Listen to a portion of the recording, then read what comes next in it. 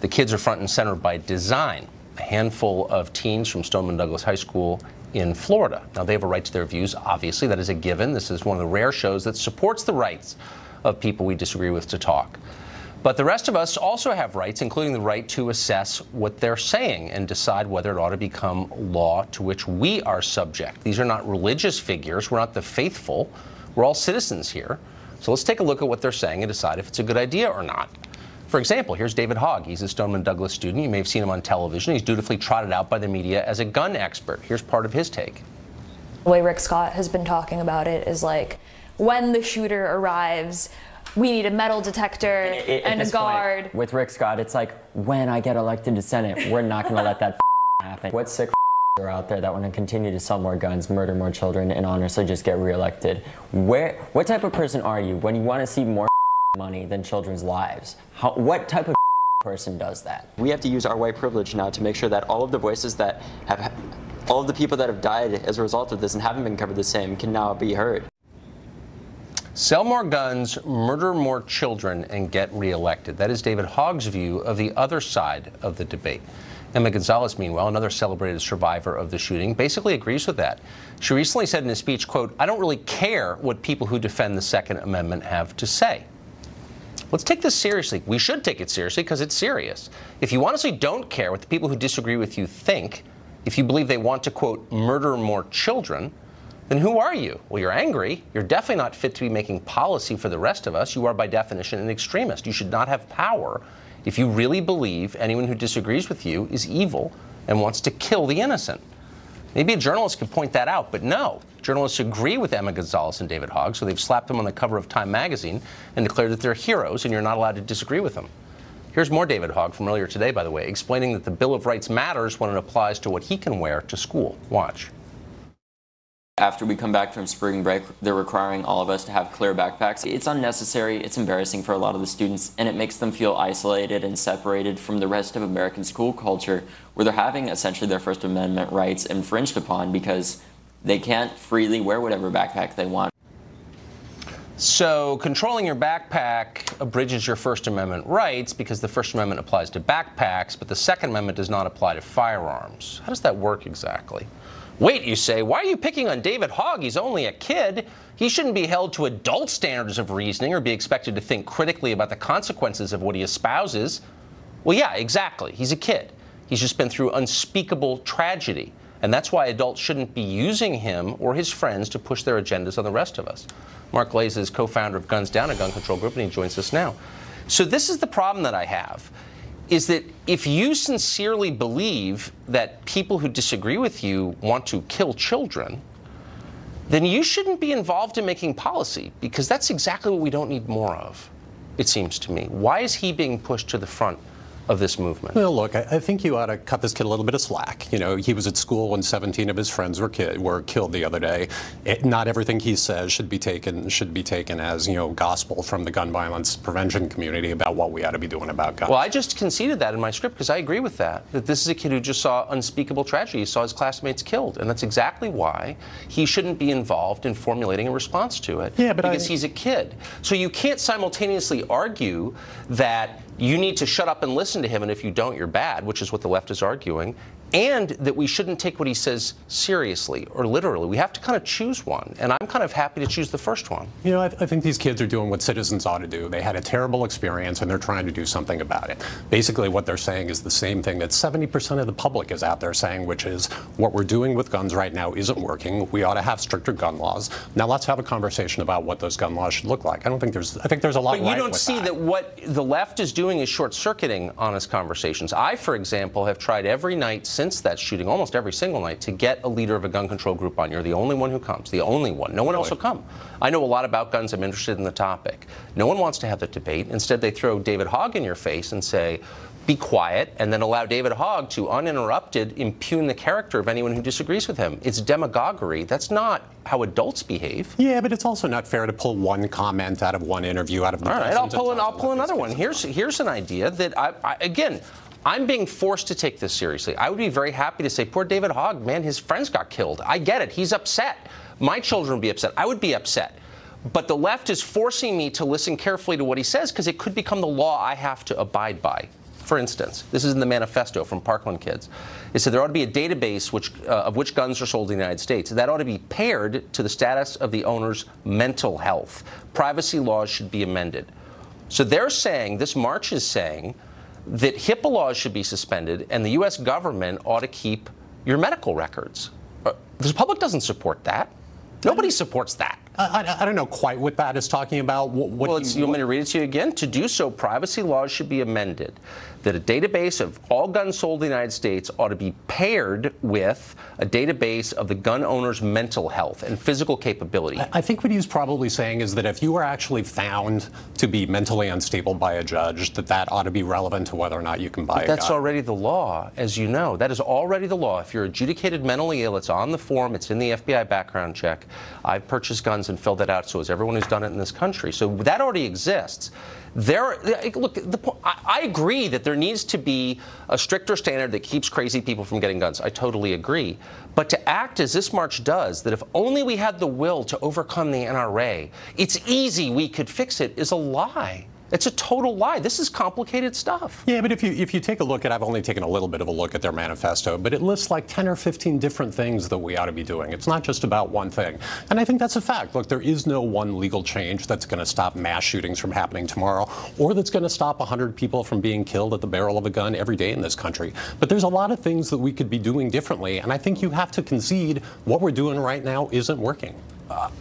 True, and I'm just very concerned that all this energy and the money from all these various billionaires is not making it better. It's focused instead on taking the rights away of people who didn't do anything wrong, like me, and like all of middle America, whom they hate, obviously. And there's no emphasis at all on, for example, the 4 cops with guns who stood by while 17 people were murdered. Why are they never mentioned? I'm a little confused. Talk about a failure of authorities. Where are their names here?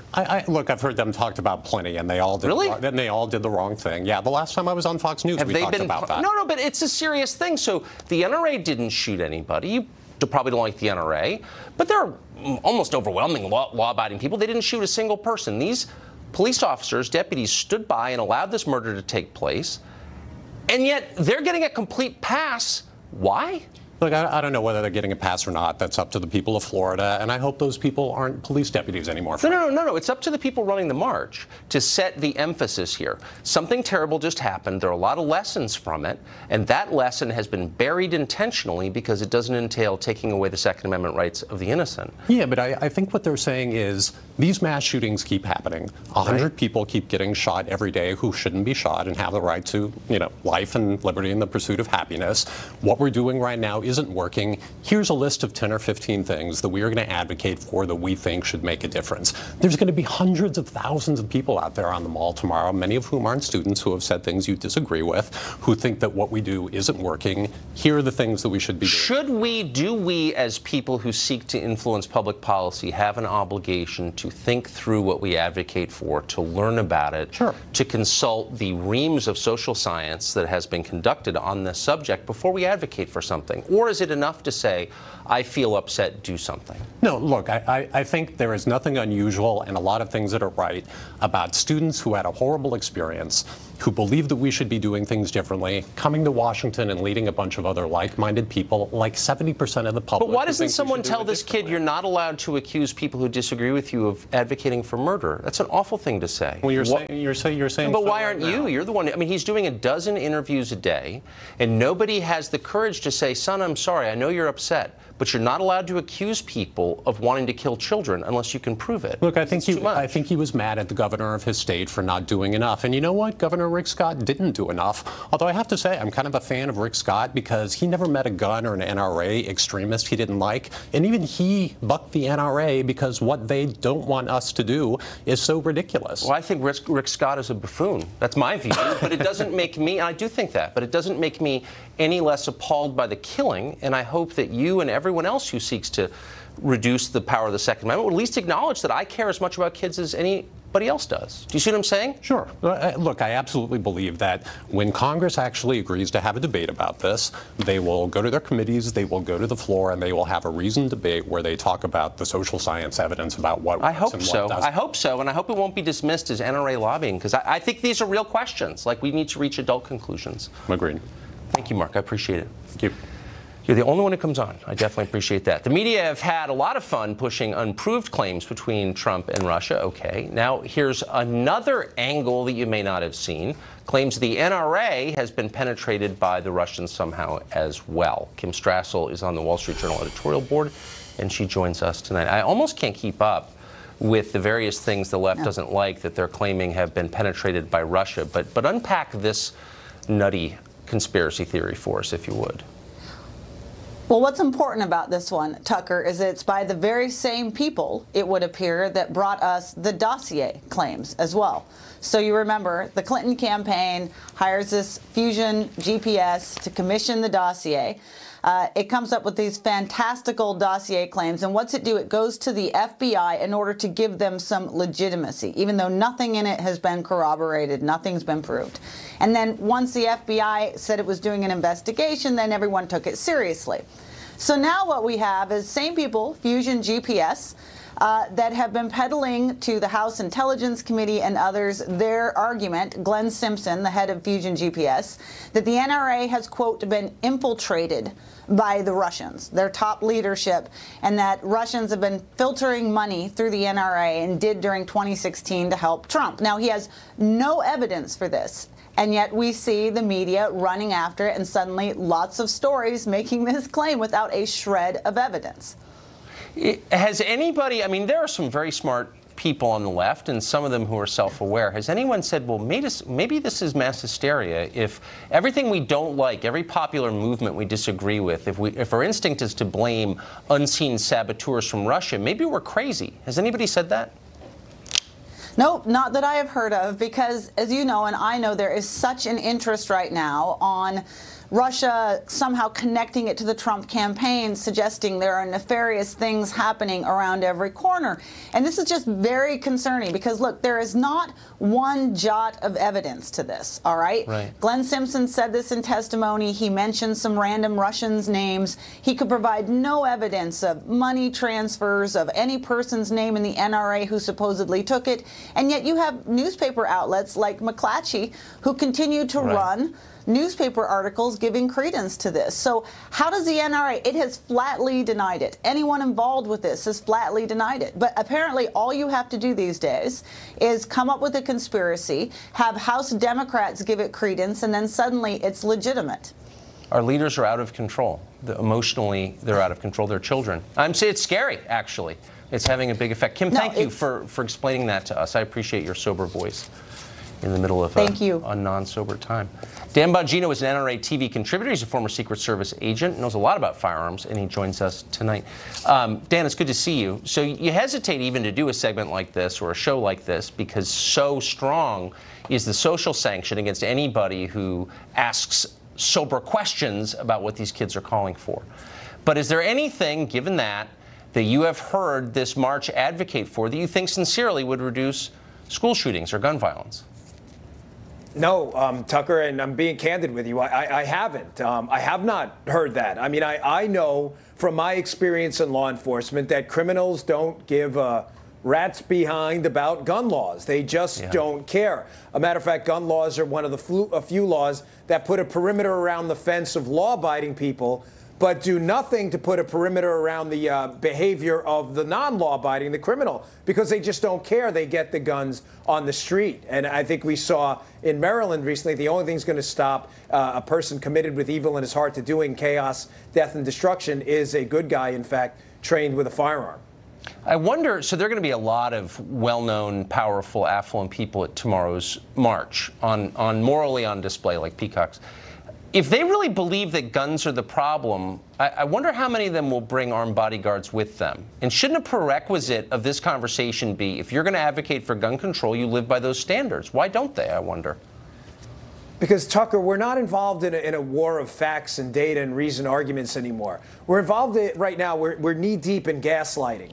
gaslighting is what the media has been doing to us in conjunction with their liberal buddies and their acolytes for a long time. It's the idea that if you repeat a lie often enough, you repeat it confidently, and you isolate people from the truth, that lie will in fact become an alternate reality. We start with the Trump collusion that nobody can produce a scintilla of evidence. But, Tucker, I guarantee you, if you were to take a poll of Americans, especially liberals, probably 50% or more think it actually happened.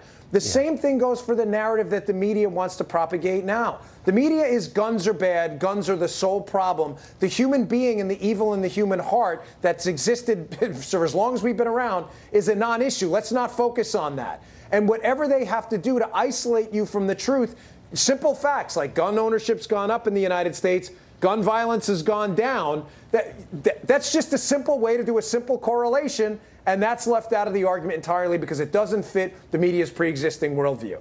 What would happen if these people, the left, right now in their current state of mind, if they took power, if they had the White House in both chambers of the Congress? Tucker, it's pretty terrifying. I mean, I have to be candid with you. They don't really stand for anything, the left, other than the acquisition of power. I mean, they can't even stick with a coherent narrative. You know, I was chatting with someone earlier, and I said to them, you know, it's fascinating how they put so much credence into these kids marching tomorrow, and thank God they're out there doing it. Good for you. I celebrate your big R right to assemble and free speech. But the same victims of crime who are victims of terror, the angel parents who've lost kids to illegal immigrants, do you notice how the media seems to sideline their voice? They can't even stay consistent on the narrative. These people frighten me because, Tucker, they have no lodestar. And when you don't have principles guiding you and nothing's objective and everything is subjective, that gets really rough. The whole idea of the Bill of Rights was to prevent that.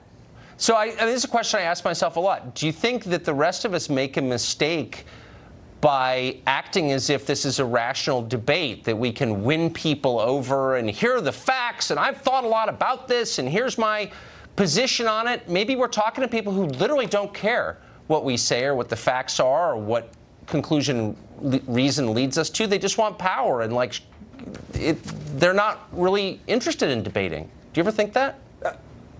Yeah, they're not interested in debating, Tucker. Go back and YouTube liberal comments on an issue, and they've taken opposite positions on the same issue in an effort to get votes to go away and minimize the individual and empower themselves later. Dangerous stuff. God, I spent my whole life doing this. I hope it adds up to something. I hope that someone can be won over. It's not just me too, brother. Blowing in the wind. Dan, thank you. Yes, sir. Congress funded through next September. Trace Gallagher has been following this story from the very beginning. He's got the latest. Hey, Trace. Hey, Tucker, the big ticket items are one, the military. $700 billion goes for defense spending, which is $61 billion higher than last year, and the biggest defense boost in 15 years, which is why, after threatening a veto, the president ended up signing the bill. Then there's $591 billion for domestic programs, including money for road building and water projects, along with NASA, the FBI, and the IRS, and $5 billion to battle opioid abuse, up from $2 billion last year. There's also $4 million for anti-harassment training for lawmakers and congressional aides. President Trump wanted $25 billion to build the border wall. He got $1.6 billion. There's $380 million to improve election security, and much to the dismay of conservatives, the bill also continues federal funding of Planned Parenthood.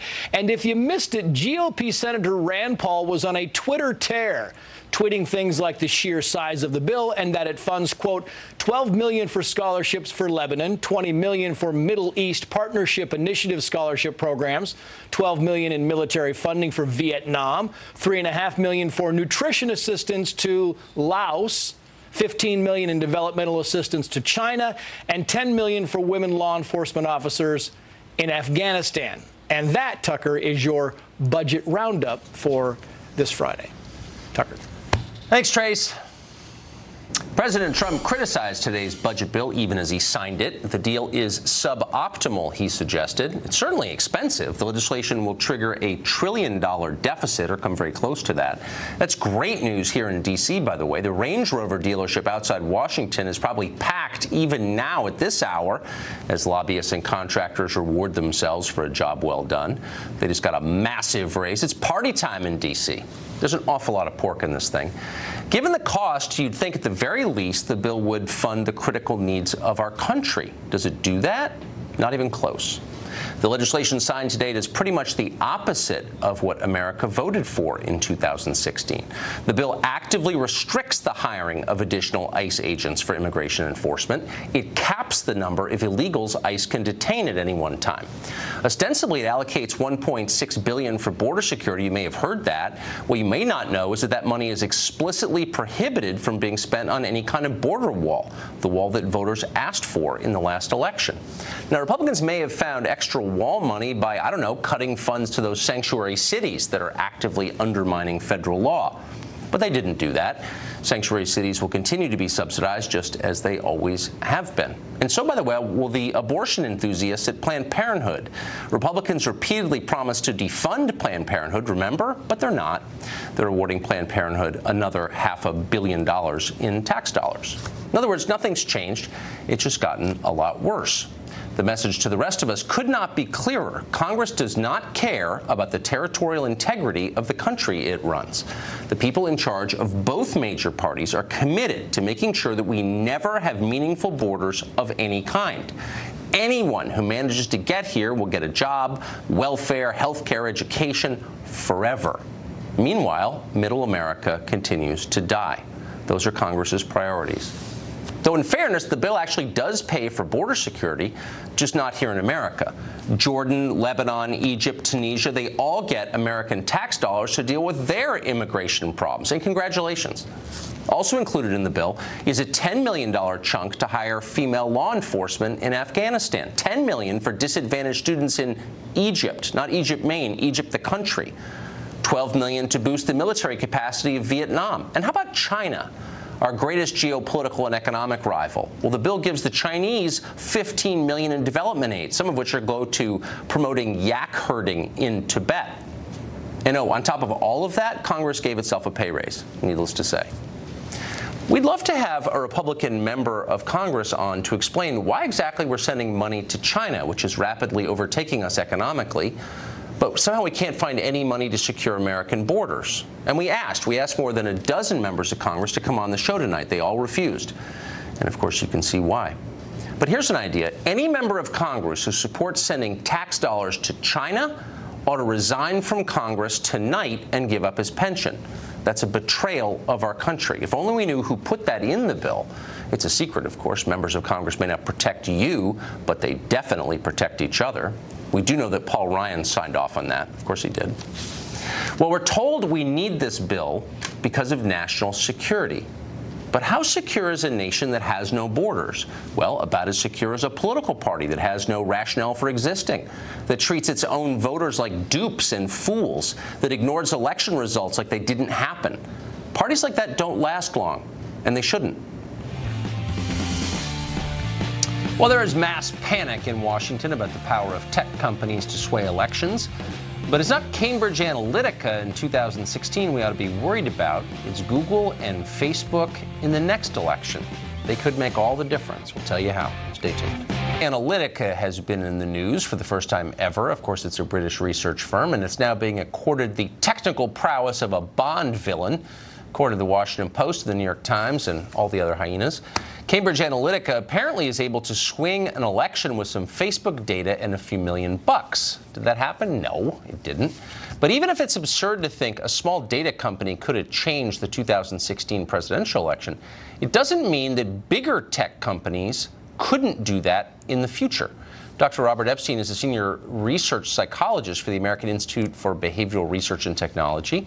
He's looked into this carefully and has found some interesting potential facts about it. Dr. Epstein joins us tonight. Doctor, I don't want to make anybody, any of our viewers paranoid, but we talk a lot about the potential effect of big tech on how we live and on our democracy. You've looked into what Google and Facebook could do in an election. Tell us what you found. Well, Tucker, I've been studying this very carefully now for more than 5 years with multiple randomized controlled experiments around the world for national elections. And I can tell you that we should be paranoid, because what Google and Facebook can do is really mind-boggling. If, for example, Mark Zuckerberg on election day last year, if he had chosen to press the enter key early morning and just sent out a message to Hillary Clinton supporters only, saying go out and vote. A go out and vote reminder, that would have sent her an additional 450,000 voters that day, with no one knowing that this had occurred. And that's just Facebook. What Google can do is really off the scale. Our experiments show that Google can take a 50-50 split among undecided voters and change it into a 90-10 split with no one knowing that they have been manipulated and without leaving a paper trail for authorities to follow. How? How could Google do that? Well, this is work that we're about to break. This is news that's about to break about our newest research, so I can't really go into detail, but it has to do with those search suggestions. Literally, from the very first character that you type into the search bar, you are being manipulated. And we've done 16 months of experiments. We have all the details now. We know exactly how this works. So they've got the search suggestions, which people are just oblivious to, and then, of course, the search results down below. We know from our 5 years of work on search results that just by putting those in a certain order, which people really can't see, just by favoring one candidate over another in search results, that can easily produce shifts among undecided voters of 20% or more, up to 80% in some demographic groups, again, with no one aware that this is occurring. I mean, my jaw's open. I mean, I've thought about this stuff a lot, and even I am shocked by this. By the way, our Congress is spending its time funding yak herding in Tibet. I mean, in 10 seconds, do you think the threat is profound enough to warrant intervention by lawmakers? The threat is absolutely, positively profound. If you could look at the numbers that I look at now every day, if any of our Congress people could look at these numbers, they would be stunned, and they would take action, I guarantee it. Boy, I hope that video of this conversation goes everywhere on Facebook and Google. I guess, Dr. Epstein, thank you. That was amazing. I appreciate it. Thank you, Tucker. Well, speaking of big tech, the Southern Poverty Law Center, believe it or not, is being used as a fact checker by Google and Snopes and others. Are they objective enough to determine what law center attacks, harasses, terrorizes people it doesn't agree with across the country? And everyone's afraid to say so except him, which is why he joins us tonight. Congressman, thanks for coming on. What happened? Tell us your experience with the SPLC. Sure. So Southern Poverty Law Center is now one of these trusted partnerships with Google and YouTube, flagging videos that are of hate speech. Look, in 2013, when I was in Congress, I did an interview with a blogger who interpreted my interview saying that we need checks and balances on the executive branch, as that I wanted to suddenly impeach President Obama. Well, sure enough, with the way that viral news travels, no journalist from even credible news organizations called me. They circulated this story that I wanted to impeach President Obama, which I never, ever said.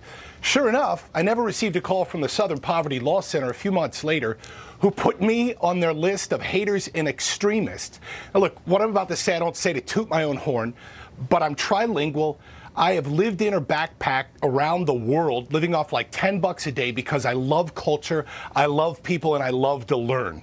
I've always done everything I can to inject myself into foreign cultures to absorb as much as I can.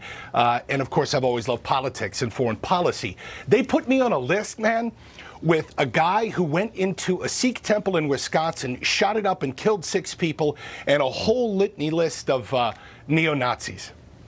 And this was, I mean, not that I doubted it, but I just want to make sure I have this precisely, simply because they believed you called for Obama's impeachment, which, by the way, is a constitutional mechanism. I mean, you know, people can agree or disagree, but that's not the same as hate speech. I mean, people call for impeachment all the time. Right. At all. And yet you're exactly right. It's a process, right? And if we remove our emotion from it, it is what it is, whether you're a Democrat or Republican. Right. Again, I never even called for his impeachment, but I was placed on that list, and they tried to essentially discredit and destroy me. The other person on that list, by the way, was Senator Rand Paul. Senator Rand Paul, too, who has been a vocal opponent of things like the war on drugs, saying how hurtful it is to our minority communities around the United States. But because we have an R by our names, we have been discredited and called haters. Look, Tucker, I would even go to President Donald Trump. Before President Donald Trump was president, you had this whole narrative has changed on him. He at one time was beloved by hip-hop stars who wanted their picture with him and sang about him. Democrats gladly took his money from him. As soon as he becomes a Republican candidate for president of the United States, suddenly he's a misogynist, bigoted hater. I swear to God, if Republicans had a lesbian, gay, transgender, or gender-fluid, multiracial candidate that was attempting to get into the White House today, that person too would be called bigoted, misogynistic, and hateful. Yeah, I think we're too literal. It's not about any of that. It's about power, and anything that gets in the way of their acquiring and wielding power must be destroyed. Thank you for reminding us of that, Congressman. Trey Riddle joining us. Good to be with you, Tucker. Military pilots keep encountering aircraft that do things they can't explain, that seem to defy the basic laws of physics. This is happening a lot. It's happened for many years. The Pentagon knows, but they're not interested in investigating it. Why is